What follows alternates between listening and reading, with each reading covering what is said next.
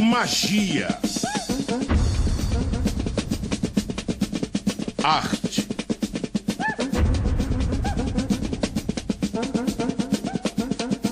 raça, paixão. A história de uma geração de craques que conquistou o mundo. Heróis de uma nação.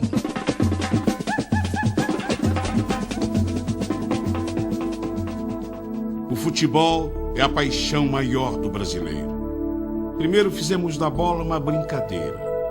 Depois fizemos arte. Uma arte criada nas peladas de rua ou nos campinhos de várzea, de onde saíram craques que empolgaram o Brasil e assombraram o mundo. Nomes não faltam. Leônidas, Domingos da Guia, Zizinho, Pelé, Garrincha, Tostão, Didi, Nilton Santos, Gerson, Falcão, Sócrates. Mas hoje vamos falar de um grupo que escreveu seu nome com letras de ouro na história do futebol de todos os tempos. Um grupo que fez a terra tremer no dia 13 de dezembro de 1981, no grito de vitória da maior nação de futebol do mundo e que tinha à frente um gênio chamado Zico.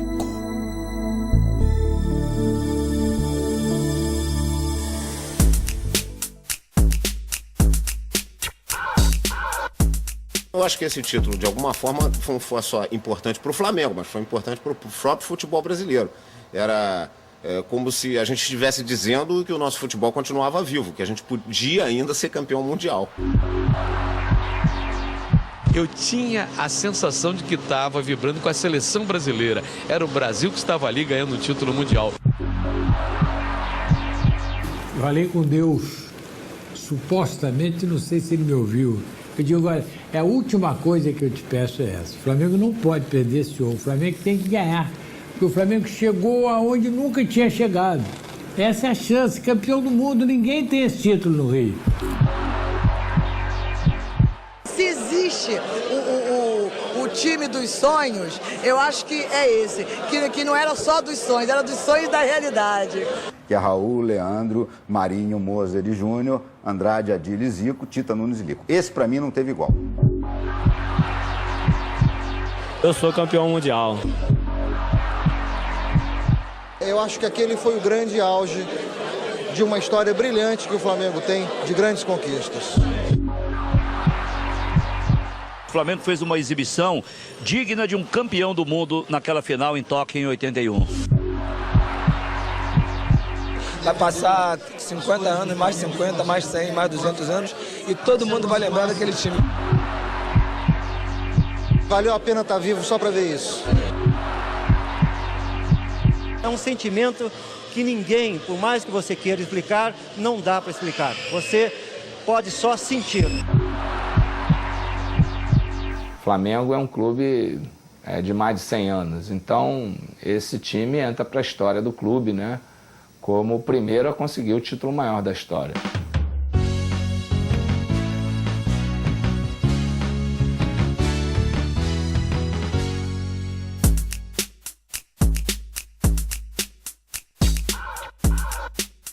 Essa equipe, na realidade, ela começa a partir do momento em que esses meninos começaram a ser formados nas divisões de base do Flamengo, ainda na administração Hélio Maurício, a partir de 1972.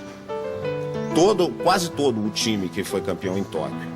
Eu incluo aí Leandro, Moser, Júnior, Andrade, Adílio, Zico, Tita, o próprio Nunes, que foi formado na Gávea, depois saiu e depois voltou. Enfim, quer dizer, dos 11 que foram campeões em Tóquio, 8 foram formados nas divisões de base do Flamengo. Esse grupo ele só conseguiu conquistar essas coisas todas porque todos os jogadores se gostavam. Isso é fundamental. Todos se respeitavam e todos se sentiam bem em estar naquele grupo. É lógico que sempre aconteceram mudanças, entra um, sai outro, mas a base desse período, ela permaneceu pela forma com que cada um conquistou o seu lugar dentro do Flamengo, a forma com que cada um entendeu o que era o Flamengo, a fórmula que cada um sabia o que o outro companheiro pensava, e por isso a gente mantém esse vínculo até hoje. Eu acho que aqueles momentos que nós passamos de 78 até 83, eu acho que foi onde uma equipe de futebol conseguiu reunir, além dos dotes técnicos de cada um, o profissionalismo, a maturidade, o privilégio de poder ter estado junto com essa galera que eram homens de verdade. Eu acho que por isso nós conseguimos, não só coletivamente, mas individualmente, os grandes objetivos das nossas vidas. Uma palavra só, era uma família, porque um chorava no ombro do outro, saía, vamos dizer assim, na acepção da palavra, na porrada, mas em termos de amizade, porque terminava o jogo, era churrasco na segunda-feira, doa quem doer. Então, eu acho que isso era fundamental, num grupo de profissionais mesmo, que carregava o caixão mesmo, não tinha aquele negócio de deixa pender para um lado, não. Eu acho que o Flamengo não era só um time forte naquela época, eu acho que o Flamengo era um time forte, porque o Flamengo era praticamente uma família, né? Dentro do seu próprio clube. Eu acho que nós tivemos imensas glórias, mas eu acho que a conquista maior realmente foi a amizade que o grupo fez entre si. Realmente era um grupo, além da qualidade técnica boa, era um grupo bastante unido, né?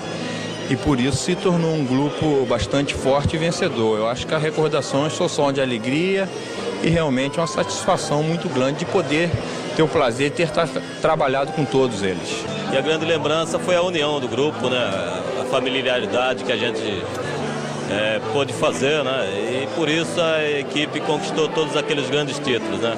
Aquele time só ganhou tudo porque era um time muito unido. Então juntou todo mundo e ali a gente uniu e ganhamos tudo. Eu me sinto orgulhoso de ter participado desse time.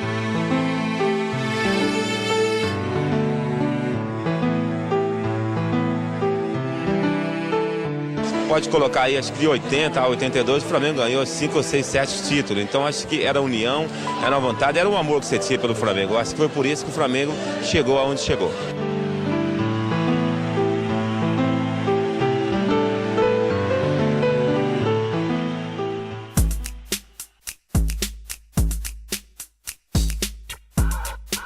Num time de monstros, ele era o monstro. E o time sabia disso. O Zico, ele sabia totalmente da sua importância dentro da equipe do Flamengo, como nós sabíamos da importância do Zico, sabíamos que o Zico era estrela, mas ele nunca se portou como estrela. Ele também nos dava muito valor e sabia do valor de cada um de seus companheiros dentro da equipe. Eu sou meio suspeito para falar, porque Zico realmente é fantástico. Até me emociono em falar isso.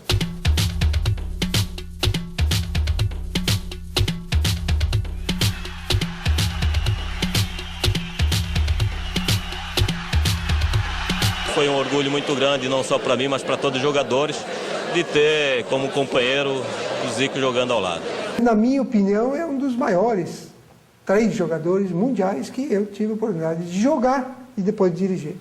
Quem não gosta do Zico está muito mal. Até para ser bem assim, está possuído e mal remunerado. Porque vai querer falar mal do cara e não vai conseguir porque não tem o que falar nem como falar mal do cara. É fácil falar do Zico, porque é uma pessoa maravilhosa.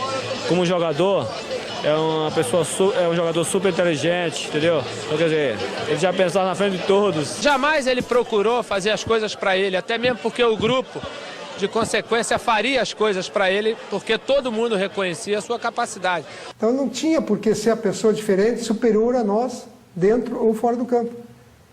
Ele demonstrava realmente todos esses privilégios era na hora de jogar. Por isso que ele tinha os melhores contratos, superior, etc. Ele era o maior concurso. E o time sabia disso. Então eu cansei de ver isso em jogos, eu cobri esse time do Flamengo o tempo todo. O jogo fica duro e os jogadores gritavam, jogadores como o Júnior, jogadores como o próprio Carpegiani na época que ainda jogava, Andrade dizia, dá no Galo, dá no Galo, dá no Galo, era passar a bola pro Zico. Quer dizer, quando a coisa ficava preta num jogo com todos esses craques, eles tinham a dimensão que o craque maior era o Zico. O Zico era um jogador como o Júnior que parava uma partida, para tudo, vamos combinar, tá tudo errado, vamos acertar aqui entre nós. Quando o Zico pegava a bola na intermediária para dar início a um ataque, começava a tentar vislumbrar para quem queria passar a bola, Jorge Cury dizia assim, bola com o Zico, escraviza a pelota. O que é difícil em futebol é o que é o fácil para o craque, para aquele fora de série, é antever o lance. Ao receber a bola, já sabe o que vai fazer. Ao dar o drible, no dominado, já tirou. Fazer o passe, imaginar o jogador, onde esteja, tudo isso ele tinha. Então, por isso que ele era fora de série.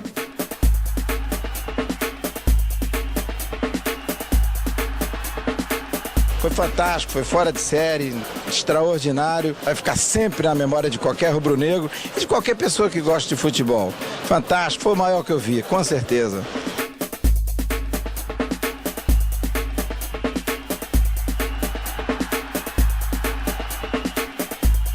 Então eu digo que o Zico marcou, sem dúvida alguma, não só uma era para o Flamengo, como uma era para o futebol brasileiro num todo. Foi um jogador valoroso, um jogador extraordinário em todos os sentidos. Se alguém quiser tomar um exemplo perfeito, esse exemplo, sem dúvida, é o Zico. Terminava o treino, o Zico ficava batendo pautas com a barreira, aquela barreira de metal, batendo pauta. Por isso que bola ali na entrada da grande área, por ali, era meio gol. Ele convertia, era meio gol. Por quê? Porque treinava. A melhor definição da época do Zico, da história do Zico, veio do Roberto Assaf. Chegou para mim e disse, Renato, você sabe que data é hoje? Aí eu sabia, era 3 de março, aniversário do Zico. Aí quando eu ia me preparar para responder, ele disse assim, hoje é Natal. Eu digo, é verdade, rapaz. Hoje nasceu o Salvador, o Messias.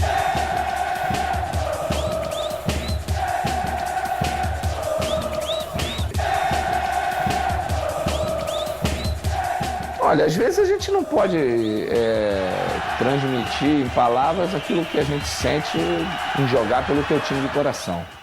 Né? Ser torcedor de uma equipe, como eu fui, de arquibancada, de crescer, viver minha infância vestido com a camisa do Flamengo, jogar pelada gritando o nome dos jogadores do Flamengo, ir para Maracanã, torcer. Eu jogava já no profissional e ia para a arquibancada torcer pelo time do Flamengo.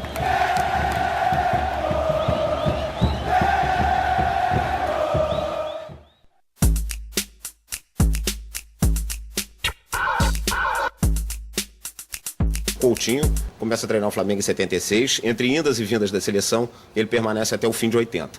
E acho que a presença dele como técnico do Flamengo, pelo menos nessa primeira fase de conquistas, é absolutamente imprescindível.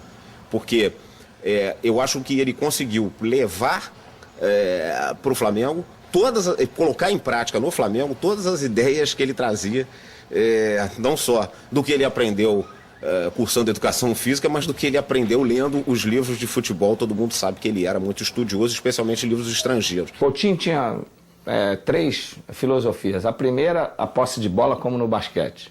A segunda, o agredir o adversário como no boxe. Se você faz um gol, você parte para cima para fazer o segundo e se puder partir para cima para fazer o terceiro. No boxe você dá um soco, se você deixar o cara respirar, você tem que partir, dar o segundo para tentar derrubar o cara. E a outra, do que ele chamou ponto futuro, overlap, essas coisas, quer dizer, é a mudança, a troca de posições de um jogador que muitas vezes não poderia nem receber a bola. A bola, se você começava pelo lado direito e não houvesse a possibilidade de terminar a jogada bem feita, não adiantava você jogar a bola na área. Ela teria que voltar aos homens de meio, mais precisamente o Andrade. Porque era um time que, quando tinha posse de bola, dificilmente deixava com que o adversário tomasse. Ou ela tentava o chute, ou ela fazia o gol, ou perdia, era muito difícil.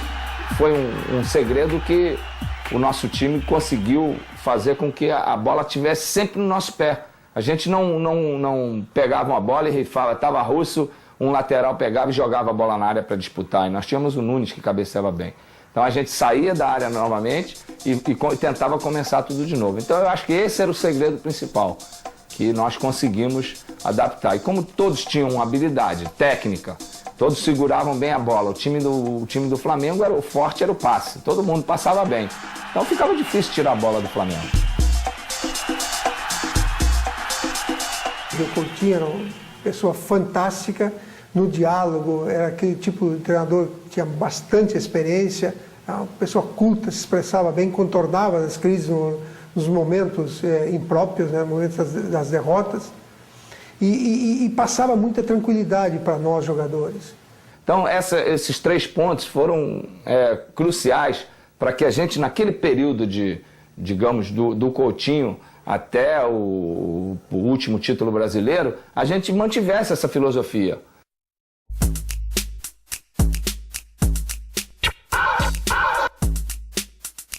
Domingos Bosco foi talvez tão importante como Coutinho, porque ele era o homem que ficava por trás das cortinas. Era o sujeito que, por exemplo, era capaz de sair 3 horas da manhã da concentração para buscar 1 litro de leite para o jogador que estivesse querendo vontade de tomar leite, alguma coisa desse tipo. Então, além disso, um sujeito que tinha a qualidade de saber contornar controvérsias, de saber contornar qualquer perturbação que existisse no ambiente, qualquer insatisfação que existisse no ambiente, com uma habilidade extraordinária.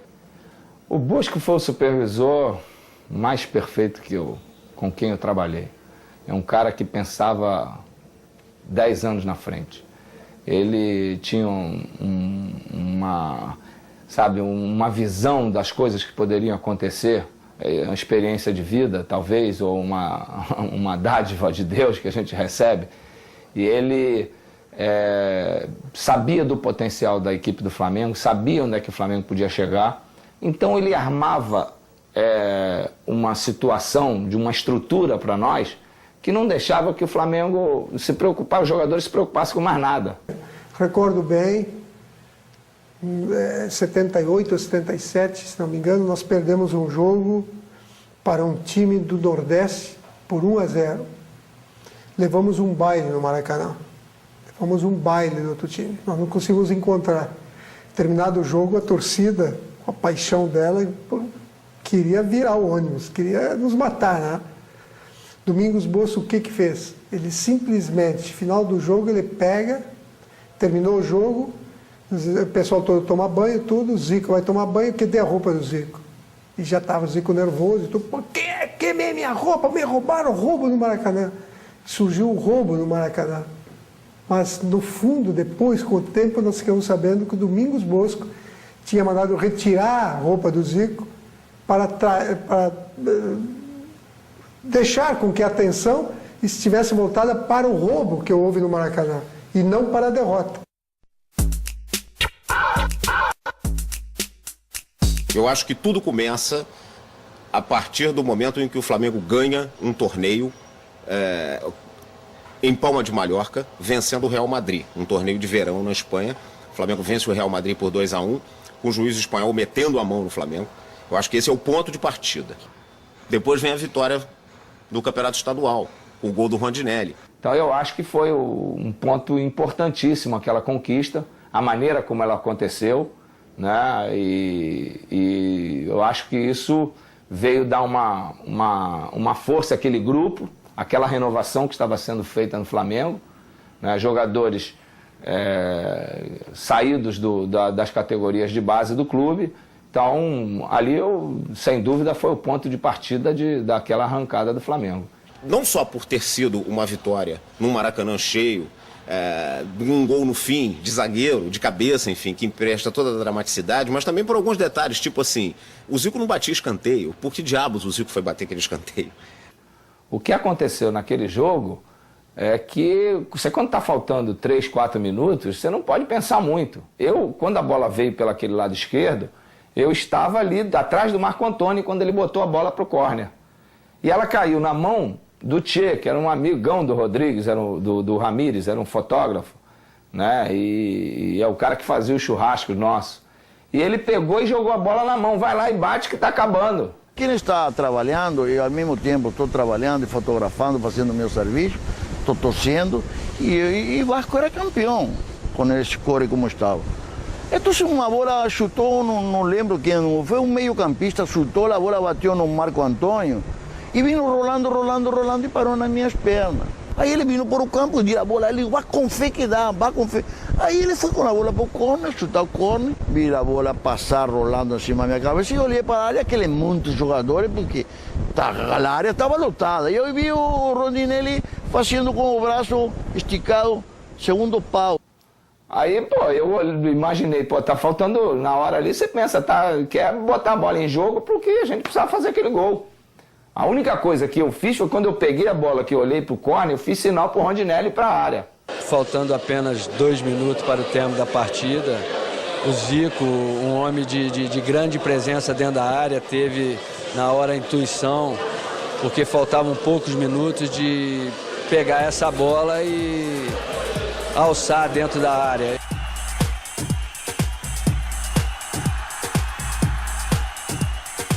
E ele deu uma volta no Roberto, porque ele fez que ia ficar por ali e de repente ele arrancou. Mas eu já tinha feito sinal para ele, que eu ia tentar jogar a bola para ele, porque era o cara que cabeceava melhor ali do nosso time. E caiu, foi na medida, né? Atrás do Abel, e o Leão ficou esperando que o Abel ia cortar e ela caiu justamente onde estava ele. Agora, nunca tinha treinado com o Rondinelli um córner ou com outro qualquer, porque eu não batia córner no Flamengo.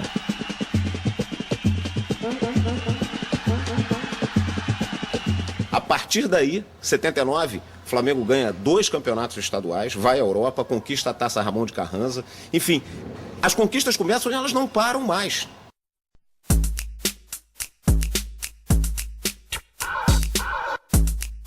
A partir do momento em que o Flamengo ganha a Taça Guanabara de 78, ele passa a dominar por completo o futebol do Rio. Ganha o estadual de 78, no fim do ano, aí ganha o primeiro estadual de 79, os 2 turnos, ganha o segundo estadual, que existiu por uma questão política, ainda em 79, ganha os 3 turnos desse segundo campeonato estadual de 79, e aí chega no fim do ano ele é eliminado pelo Palmeiras nas quartas de final do Campeonato Brasileiro. E aí começa todo mundo a dizer que o Flamengo era um time de Maracanã, que o Flamengo só era um time que tinha conquistas domésticas, que só conseguia ganhar campeonato estadual, que só conseguia ganhar no Maracanã. A gente sabia das dificuldades que era ganhar um brasileiro, tivemos perto em 79, fomos eliminados pelo Palmeiras no Maracanã, que era um time muito bom, né? E 80 o nosso time mais maduro, aproveitando até alguns erros que foram cometidos anos anteriores, nós conseguimos chegar numa final com aquele fantástico time do Atlético também, 2 jogos memoráveis. E aquele time chega para as finais contra um outro timaço, que era o time do Atlético Mineiro, né? E vai jogar no Mineirão e perde num jogo em que aconteceu um episódio engraçado, porque deram um soco no Rondinelli, o Rondinelli reagiu, foi expulso, tá? E o Rondinelli ficou transtornado, achava que era o Éder, ele queria brigar com o Éder de qualquer maneira. E não foi o Éder que agrediu o Rondinelli naquele jogo, se não me engano foi o Palhinha, num lance, num córner, tá? Que depois até saiu o gol do Atlético.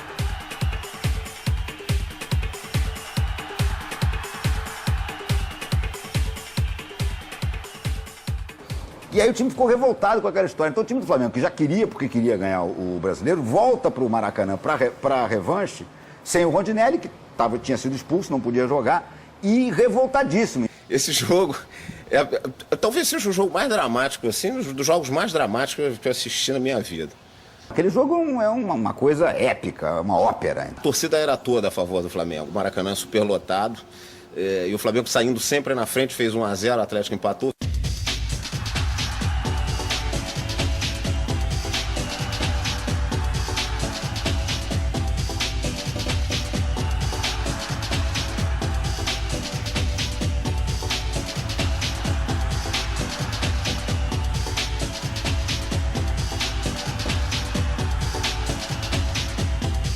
Fez 2-1, o Atlético empatou com o Reinaldo bancando.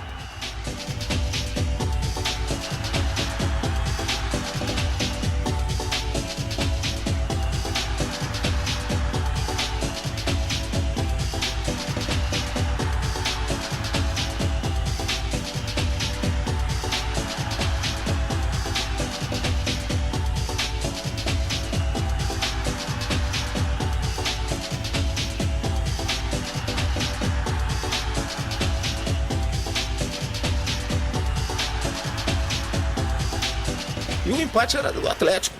O jogo estava acabando e tudo levava a crer que o Atlético ia ser campeão dentro do Maracanã diante daquela torcida gigantesca. E o gol não sai. E eis que o Nunes, numa jogada espírita, diria eu, conseguiu fazer aquele terceiro gol.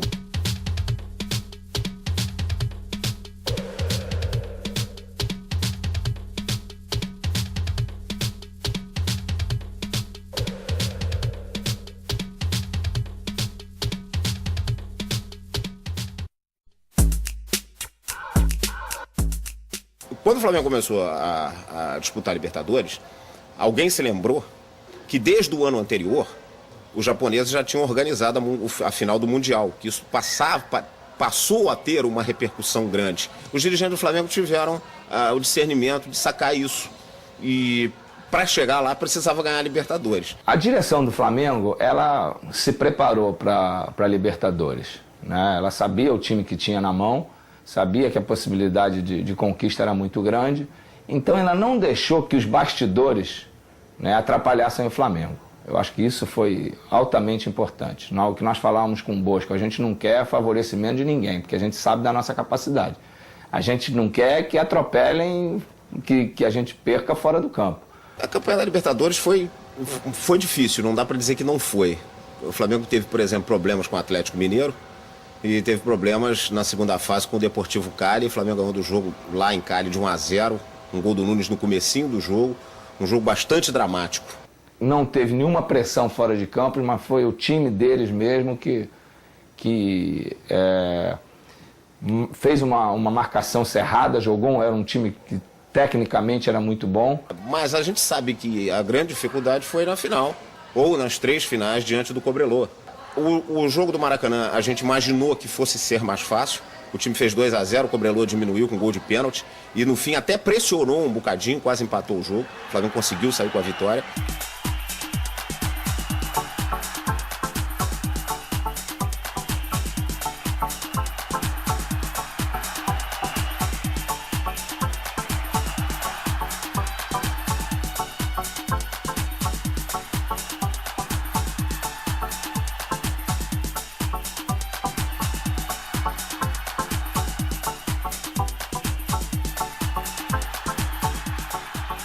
E foi para Santiago com, assim, a meia certeza de que poderia obter um empate. Tivemos aqueles inconvenientes, aquela pressão de polícia, de tudo, aquela pressão, nem sair do vestiário. Quando nós entramos em campo foi terrível, estávamos cercados só por policiais com os cachorros do lado, sabendo que a coisa ia ferver, né? E dentro do campo o árbitro todo prejudicando a gente, né? Jogo muito duro, muito difícil, né, com jogadas desleais dos jogadores, um quebrou acho que o Adílio, outro quebrou o Lico, né, agrediram o Júnior, o Figueiredo, foi uma confusão danada, né, e acabamos levando um gol no finalzinho, né.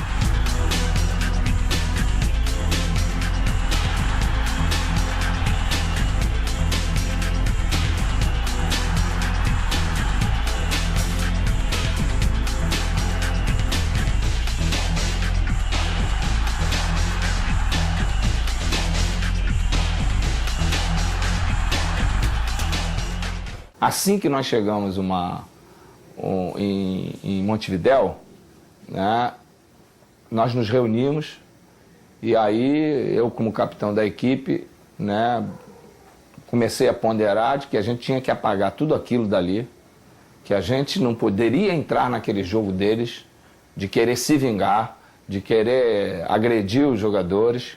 O Paulo realmente estava revoltadíssimo com tudo aquilo que aconteceu lá. Mas e alguns jogadores estavam também. Nós temos que dar uma demonstração de futebol. A gente só vai ganhar esse título se a gente jogar bola. Eu acho que o Flamengo foi para Montevidéu com a certeza, aí sim, com a certeza absoluta de que ia vencer o jogo. Porque, eu repito, existia uma diferença de qualidade gigantesca entre os dois times. Fomos para a decisão, no meio da semana, contra o Cobreloa em Montevidéu. E nós tivemos um problema em função do jogo anterior, que o Lico não pôde jogar, teve um corte supercílio, o Mário Soto jogava uma pedra. Tinha um outro, Adílio também, acabou jogando, uma necessidade. E o Lico acabou não jogando aquela partida. O Flamengo foi obrigado a escalar o Ney Dias na lateral direita, o Leandro jogou no meio campo e o Adílio jogou na ponta esquerda. Poderia ter feito outra modificação, mas achei que era necessário fazer aquilo. Teria um meio-campo mais forte. O Leandro foi uma das grandes figuras do jogo. Realmente, depois do Zico, acho que foi ele, a maior figura, né? Ney também jogou bem. Esses jogadores, principalmente os grandes craques como Adílio, Moser, Zico, Andrade, Tita, Leandro, todos eles jogavam em qualquer posição. O Flamengo impôs a sua maior categoria no terceiro jogo, mesmo porque existia uma diferença de qualidade entre os dois times e em algum momento isso ia ter que ficar absolutamente patente. E foi nesse jogo em Montevidéu. O Zico fez 2 gols, sendo com um deles um golaço de falta, em que o goleiro ficou estático, sem ação.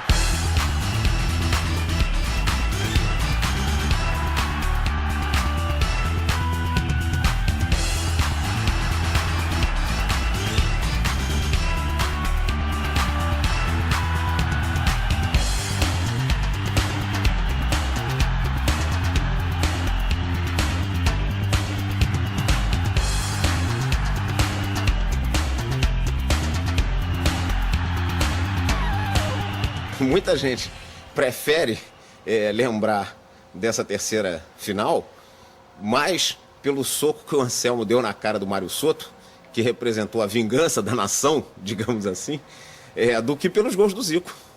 A bola está no outro lado, lá na lateral do Júnior. E o Tita está aqui na frente do nosso fosso. Nós estávamos fora do campo. E o Tita está parado. Vem o Mário Soto, dá-lhe um soco na boca, derruba o Tita cai de costas. É Duche, Francaraço, todo mundo queria invadir o campo. Queríamos entrar dentro do campo.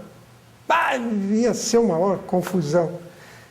E aí aconteceu o problema mais chato, que foi aquele problema do Anselmo e tudo, que ninguém estava preparado para aquilo. Aí eu chamei o Anselmo, vem cá, tu viu? Assim, ó, pode só, espera a bola do outro lado, dá e pode sair. A ordem é minha, jogador é isento, eu que sou o responsável. Se tem algum tipo de posição é minha. Eu mandei, a ordem é minha. Eu hoje, se tivesse que fazer de novo, talvez eu não fizesse. Mas se fosse viver aquele momento, não tem a menor dúvida que sairia a mesma ordem. E nós demos uma aula de futebol, de jogar futebol.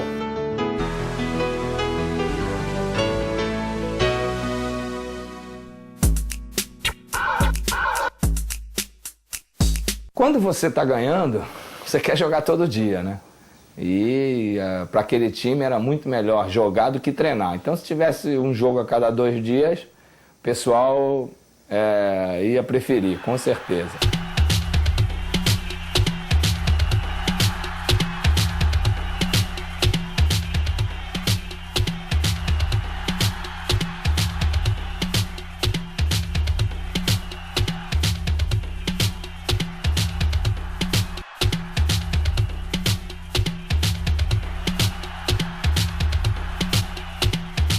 O Flamengo foi o único clube brasileiro que conseguiu ganhar 3 títulos em 21 dias. Agora, o detalhe é que esse período podia ter sido menor. Por quê? O Flamengo ganhou a Libertadores 23 de novembro e depois partiu para a decisão com o Vasco. E o Flamengo teve que jogar 3 vezes com o Vasco na decisão do estadual. Bastava ao Flamengo uma vitória no primeiro jogo e ele teria sido campeão. Mas ele perdeu. Perdeu por 2-0. Dizem os jogadores, e é claro que isso é verdadeiro, que a morte do Coutinho 2 dias antes, na sexta-feira, é evidente que teve consequência. Ficou uma maratona infelizmente, pelo grande problema que nós tivemos, que foi o falecimento do Coutinho. Eu lembro que nós passamos a antivéspera do jogo, todos no velório do Coutinho, e foi um time que estava num astral baixíssimo, né? Nós jogávamos no domingo, isso aconteceu no sábado, né, o falecimento, afogamento. No domingo nós tentamos cancelar o jogo, não conseguimos, o Vasco não aceitou, perdemos o jogo.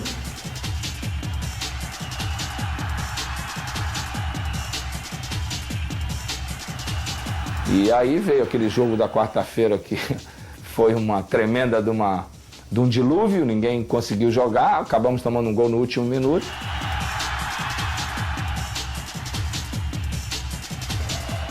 Partiu-se para o terceiro jogo, que foi disputado em condições normais para os dois times. Maracanã com 162 mil pessoas, isso já foi real. O Flamengo fez 2-0 no começo do jogo.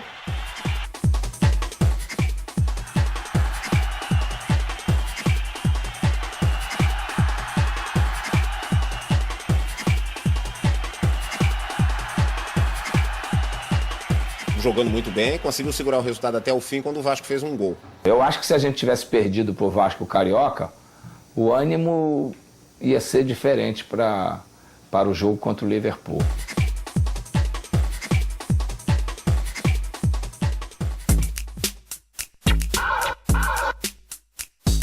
É sempre importante a gente ressaltar que o Liverpool ele foi o time mais importante da Europa num período de 10 anos. Ele foi campeão da Europa em 77, 78, 81, 84. Ele ganhou vários campeonatos da Inglaterra, Copa da Inglaterra, Copa da UEFA, e ele foi um time super vencedor num período de 10 anos na Europa. Porque o time do Liverpool tinha sido campeão europeu, era um excelente time, vários jogadores da seleção inglesa, da seleção escocesa. Mas eu acho que eles, pelo fato de não ter muito intercâmbio, eles não conheciam o nosso time. Tínhamos todas as informações sobre o Liverpool, todos os jogos, a maneira como jogavam. Então o Flamengo foi para lá já sabendo o que ia encontrar, né? Até o fato de saber que o Liverpool ia esnobar o Flamengo. E eu me lembro que eles chegaram no vestiário, eles eram quase que arrogantes, assim, pouco antes de entrar para o gramado. Eu me lembro que o time do Flamengo se reuniu para fazer a famosa corrente, tá?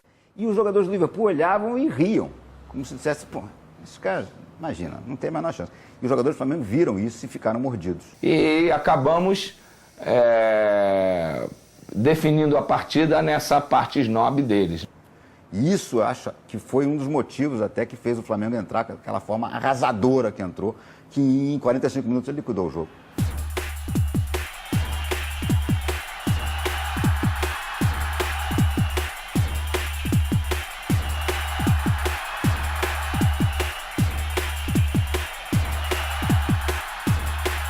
É um jogo extraordinário. O Liverpool ficou completamente perdido dentro do campo. O Flamengo podia ter ganho esse jogo de 6 ou 7.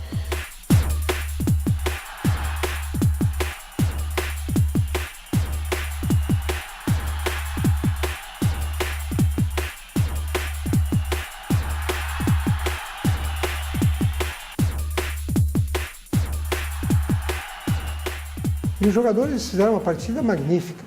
Tivemos a sorte e a felicidade de fazer os gols em momentos decisivos, próprios de uma partida e que definiu o score. Fizeram um primeiro tempo magnífico. Os ingleses não sabiam o que fazer. Teve uma jogada, me lembro de uma jogada especificamente, que o Tita veio tocando a bola assim, e vieram dois ingleses para cima dele, e aí o Leandro passou no overlapping. E o Tita deu aquele tapinha assim e o Leandro foi embora com a bola. Os ingleses custaram a entender o que tinha acontecido. E o estádio inteiro, a japonesada toda, fez aquele oh!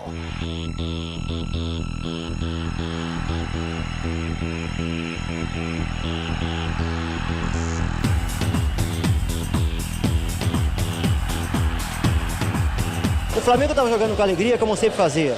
E jogando o maior jogo da história. Quer dizer, era o jogo da vida de cada um, era o jogo da vida do clube. E o nosso grupo era um grupo que não tinha medo de nada, de responsabilidade. Quanto mais responsabilidade jogava em cima da gente, melhor a gente atuava. O segundo tempo daquele jogo não existe. O segundo tempo daquele jogo é um treino de 2 toques. O Flamengo toca a bola para cá, toca a bola para lá. Eu acho que na história desses mundiais, a Mundial Interclube, eu acho que nunca teve uma facilidade tão grande como essa. No primeiro tempo, se decidiu a partida. Se você vê os últimos títulos mundiais de clubes que se jogaram, uma partida muito dura, 1-0, 2-1, 1-0 no último minuto. Mas o Flamengo meteu 3-0 no primeiro tempo no Liverpool, que era um dos grandes times da Europa naquele momento. Quando o Nunes fez o terceiro gol, a gente sentiu que realmente nós tínhamos conquistado todo aquele objetivo que a gente tinha traçado, né? E era só comemorar após. Quando eu fiz o terceiro, que eu sabia que o jogo já estava ganho. A única reação é chorar, que você vê o time dos sonhos é real. Eu acho que marca a passagem de todo aquele grupo na história do Flamengo, porque, sem dúvida, é a maior conquista de um clube. E no Brasil, poucos clubes conseguiram isso. No Rio de Janeiro, só o Flamengo até hoje.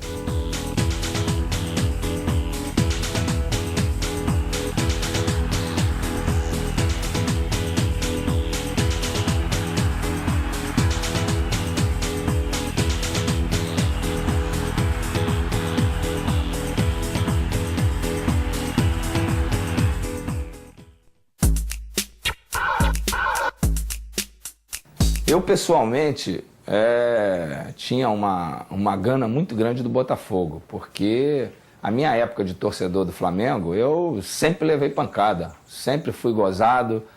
Eu lembro que eu assisti aquela decisão de 62, Flamengo e Botafogo, que o Garrincha fez 3 gols, se não me engano, foi 3-0.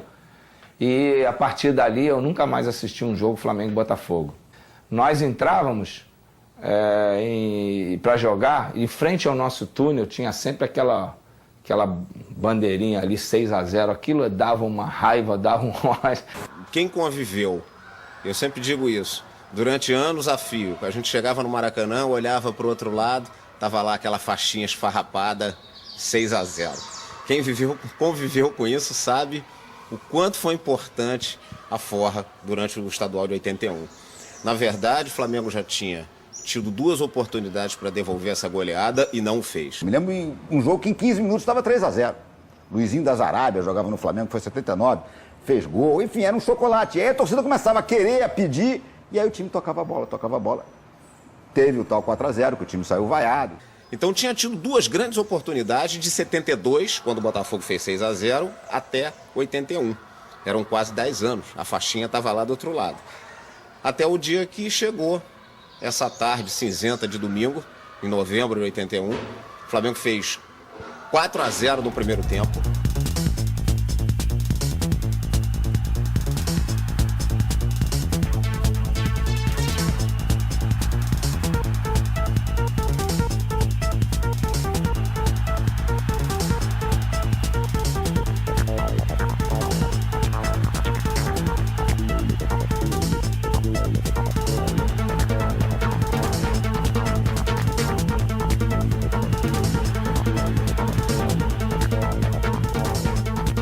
E o Flamengo volta no segundo tempo tocando a bola. Eu digo, não é possível. Eu lembro que na tribuna de imprensa eu dizia, mas mais uma vez. E houve um dado momento do jogo, ali próximo da meia hora do segundo tempo, que as pessoas começaram a imaginar que os gols não iam sair. Só que tem o pênalti. E aí no que teve o pênalti, que o Zico foi bater, a torcida enlouqueceu.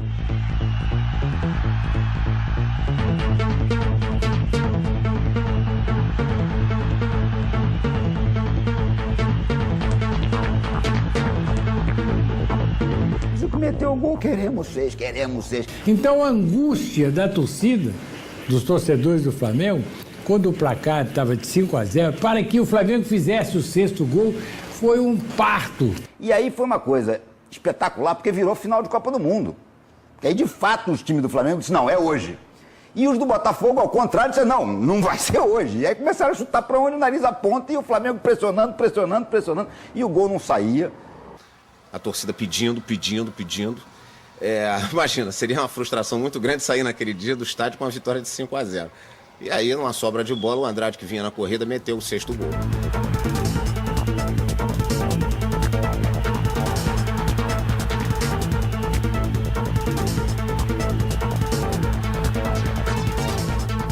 Agora, quem foi o herói? Foi o Andrade. Eu me lembro perfeitamente do gol, entendeu? Da comemoração da torcida. E eu desci para o vestiário e digo, bom, tem que falar com o Andrade. Hoje o homem é o Andrade. O Andrade fez o 6º gol.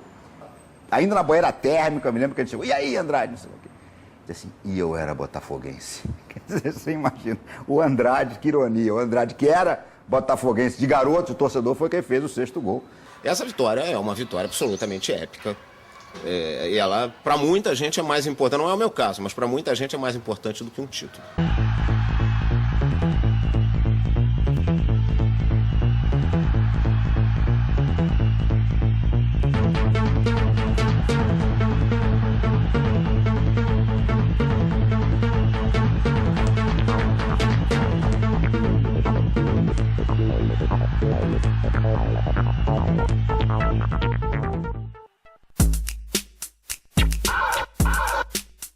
Meu pai era rubro-negro alucinado. Meu filho, na minha época, o Flamengo era 11 novais. Só tinha craque, não sei lá o quê. E eu ficava pensando, eu digo, meu Deus do céu, como é que deve ser um time do Flamengo só com craque? E aí eu me lembro que esse dia, no gramado do Estádio Olímpico, assim, a vontade que eu tinha era ligar pra ele.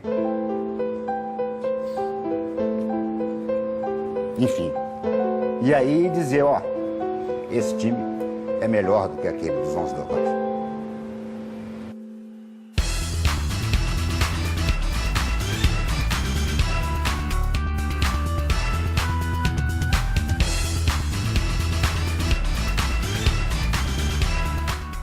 que marca mais é que a maioria daqueles jogadores, né, que conquistaram esse título saíram das categorias do Flamengo, tinham relação, tinham uma intimidade com o Flamengo, tinham uma ligação direta com amor ao clube, o amor à camisa do Flamengo.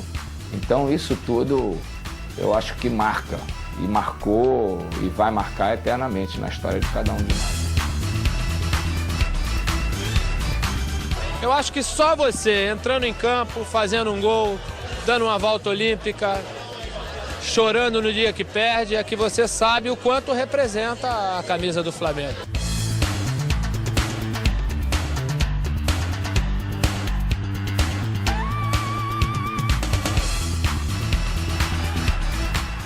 Quando eu cheguei, mesmo em 77, ia jogar nos estádios, campos cheios, e não era um time ganhador. Então, só esse simples exemplo te diz o que significava você pertencer ao Flamengo e vestir aquela camisa. Quando você veste a camisa do Flamengo, você se sente importante.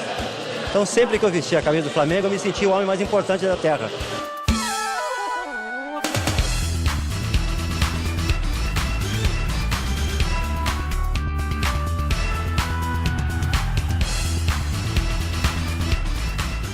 Bom, a torcida do Flamengo, ela é o que tem de maior, né, na minha vida. Uma das coisas que eu tenho mais saudade em relação a futebol, ou talvez seja a única coisa que eu tenha saudade de futebol, é aquele momento que eu tinha de com os braços erguidos, correr para a torcida e viver aquele momento de alegria junto com ela.